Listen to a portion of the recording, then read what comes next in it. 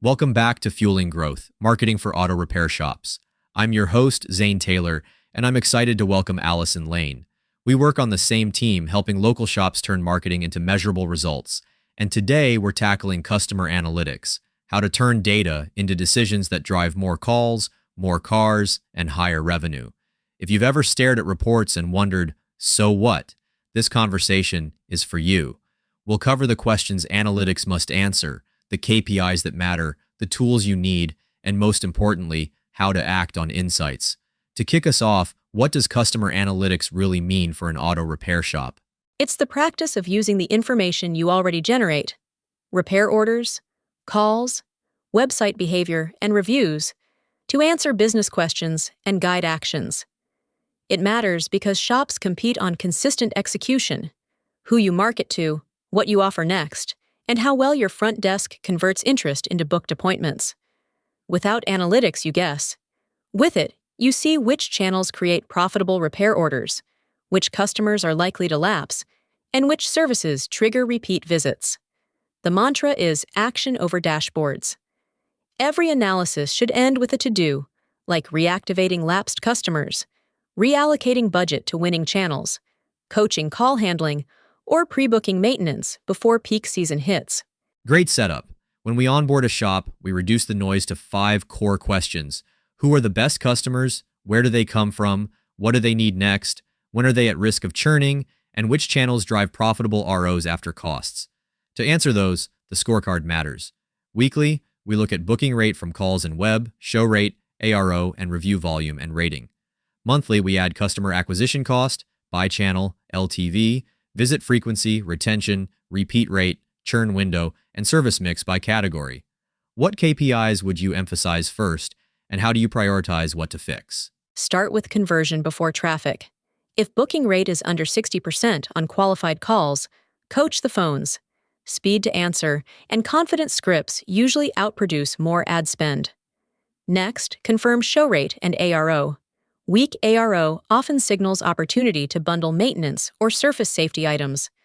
Then, address retention by identifying the churn window. Many generalist shops see risk after 9 to 12 months and trigger reactivation. Once the funnel is healthy, zoom out to LTV, CAC by channel.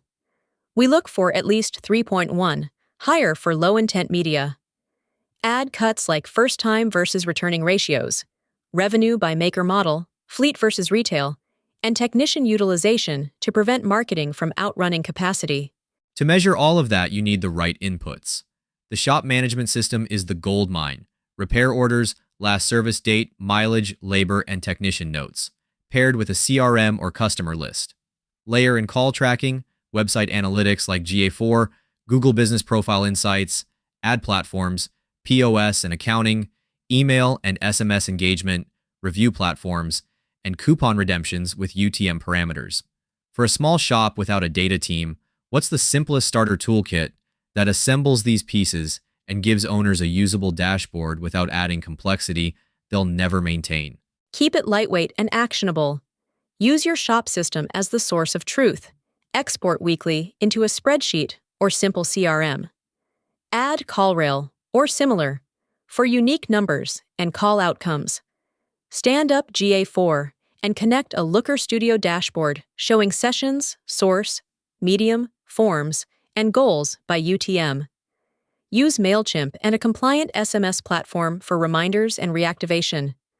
Industry tools like Techmetric, Shopware, ShopMonkey, Mitchell One, Kukoi, and reputation platforms such as Podium or Birdeye can streamline, but only adopt tools that answer your core questions or automate actions. Hygiene basics, consistent customer and vehicle IDs, dedupe monthly, collect clear opt-in and consent, standardize channel and source tags, and store data securely. Build a single customer view with name, mobile, email, zip, consent status, vehicle year, make, model, VIN, last service date and mileage, lifetime spend, visit count, acquisition source, and preferences. Once that single view exists, segmentation turns data into relevance. We've seen big gains from simple slices, new versus returning, lapsed at 9 to 12 months, high LTV VIPs, and fleets. Then layer in vehicle maker model, geography and drive time, and service needs like oil, brakes, tires, or AC. Even distinguishing price-sensitive from convenience-focused customers can change creative and channels. The trap is over-engineering. How would you build 3 to 5 practical segments and align each with a clear message, offer, and channel mix so the front desk and marketing stay in sync? Pick 4 to start. 1. New customers within 60 days. Welcome series, quick post-service check-in, review request, and first maintenance reminder. 2. Lapsed at 9 to 12 months. 2-step reactivation via SMS and email. Value first tip plus easy booking link, followed by a limited time inspection or oil change with safety check. 3. High LTV VIP. Priority scheduling, pickup and drop-off options, and a maintenance plan invite. 4. Fleets, uptime guarantees, fast turnaround slots, and consolidated billing. Build segments by filtering last service date, spend, vehicle fields, and zip radius. Give each one offer, 1 CTA, and 1 channel mix. Personalize with RO history to suggest logical add-ons. Tires with alignments, brakes with fluid service. Measure segment-level booking, show, ARO, and subsequent retention to decide who earns more budget. Execution lives or dies on attribution and conversion. Unique tracking numbers per channel and UTM parameters on every link are the backbone, but the win is mapping leads and ROs back to those sources so LTV CAC is real. We push A/B tests on offers and creatives, daypart and geo-targeting that matches the drive time map, and we exclude existing customers from prospecting so we don't pay for people who would have called anyway. Add retargeting to warm site visitors and lookalikes built from VIPs. Beyond campaigns, seasonality rules demand, AC, batteries, and tires spike predictably, and none of this matters if the phones fumble. How do you operationalize all of that without overwhelming the team? Create a simple playbook. For attribution, enforce UTMs on every campaign, use unique numbers for major channels and promotions, and reconcile monthly by tying call recordings and form fills to ROs. In CallRail, tag outcomes, booked, no answer, price shopper, and coach to lift booking and show rates. For seasonality, chart 2 years of ROs by service category and week. If AC hits late May, run diagnostics in early May, stock common parts, and pre-book inspections ahead of the first heat wave. Do the same for batteries before winter and tires before holiday travel, and staff an extra advisor for peak days. Front desk enablement is non-negotiable. Scripts, objection handling, hold etiquette, and same-day appointment holds. Operationalize with a dashboard cadence. A weekly KPI scorecard using red, yellow, green for booking, show, ARO, reviews, and spend. A monthly deep dive on segments and channels, and a quarterly reset. Quick wins in 30 days. Turn on call tracking and UTMs, export and clean your customer list, launch a lapsed customer SMS and email, collect email and mobile on every RO, automate review requests, and post weekly on your Google Business profile. The quickest way to stall progress is falling into common traps.